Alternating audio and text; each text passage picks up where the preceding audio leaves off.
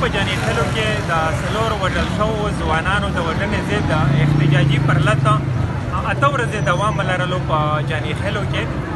په دغه دوران کې د حکومت او د پرلطوالو ترمنځ یو شمېر راوند وشول د مذاکراتو، خو لا هم په دغه مذاکراتو باندې تر اوسه پورې څه اتفاق نه دی شوی، په هغې کې څه پیشرفت نه وشو. پرلطوال چې کوم دي یا احتجاج کوونکي په جاني خیلو کې هغې غوښتنه دا وه، تر ټولو لومړۍ یا مهمه غوښتنه دا وه چې په سیمه کې د امن باوري شي، هغې دپاره د کوټلي ګامونه پورته کړي. بل طرف ته حکومتي چارواکو هم په وار وار دغه ویلي دي چې دوی جاني خیلو ته یا دغه پرلطوالو ته پوخ ډاډ ورکړی دی چې هر ډول ګامونه دلته په سیمه کې د امنیت لپاره پورته کوي، خو پرلطوال وایي چې دوی مطمئن نه دي په دې باندې. نو دغه احتجاجي پرلط دوی په جاني خیلو کې ختم کړو. اسلام آباد په طرف سره د مړو دوی احتجاج پیل کړ.